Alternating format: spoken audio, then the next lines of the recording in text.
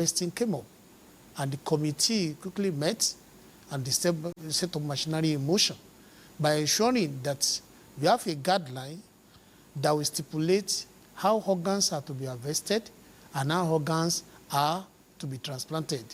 So in this case, a guideline has been developed, a copy of which I'm really holding at hand that you saw before. In order to ensure equity, there is need to have a registry where the organs being donated are to be kept properly. This registry, as the organ is being donated, there are so many layers that ensure that there is proper protection as regards to the issue of donation, as regards to the issue of transplantation.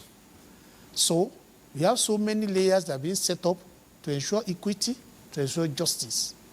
Apart from the team that will be doing the transplantation, who are the surgeons, the nurses, we have another layer of an independent hospital-based transplantation committee who are expected to ensure that whoever is going to donate follow the eligibility criteria before they do the donation.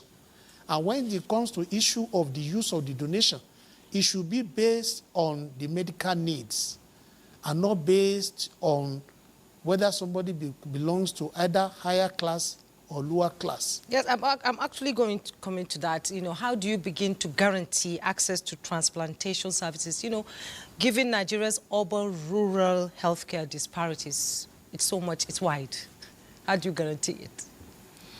Well, one of the first steps and one of the way to ensure that there's equity and we guarantee this, first, we want to create an awareness so that the organs and the tissue we are really talking about is available and is being properly kept. Then secondly, by creating this awareness and making it really available, we also have the regulations that we also indicate that whoever needs it is even having it available. And whoever is also donating is donating voluntarily and not that is being coerced to do that. And there's also need that informed consent is being obtained ever before anybody does the donation. And likewise, who is going to receive too also need to sign an informed consent.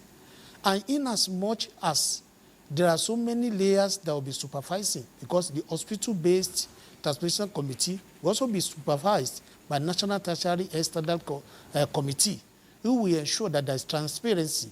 Whether somebody belongs to low class or high class, they will have access to all these organs and be used on them, irrespective of their status in the society. Okay, we all know that Nigeria's diverse cultural and religious beliefs, you know, plays a key role, a huge role in our everyday life surrounding death, bodily integrity, and organ donation. Do you also see a role for community leaders like faith-based organizations and traditional institutions in building trust and participation in the registry? Yes, this is very crucial.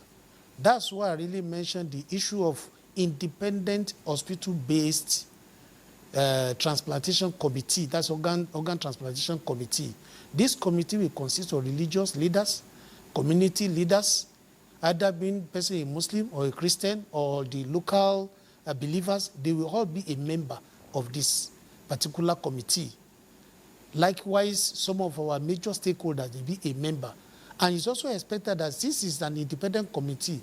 None of the members of the transplantation team will be a member of this independent committee because their function is to serve as an oversight on the transplantation team, who are doctors, nurses. They are not expected to be a member of this committee.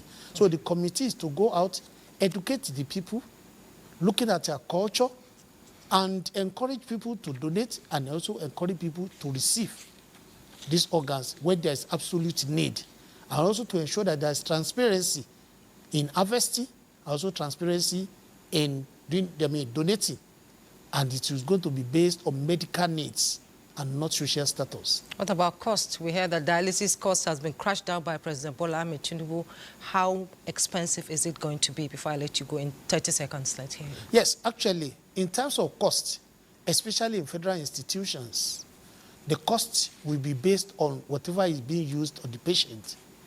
Because when you are carrying out the procedure, it involves a lot of testing, like this issue of tissue typing. If there is need for blood transfusion, with the need for any material, especially consumables. However, it is going to be on what the patient needs and not an outrageous cost. Although the committee will still look deeper into this to ensure that there's fairness and the less privileged are being carried along. Okay, Director Hospital Services, Federal Ministry of Health, Dr. Jimoh Salawudeen, thank you so much for your time and insight on this matter. It's been a pleasure hosting you. Thank you.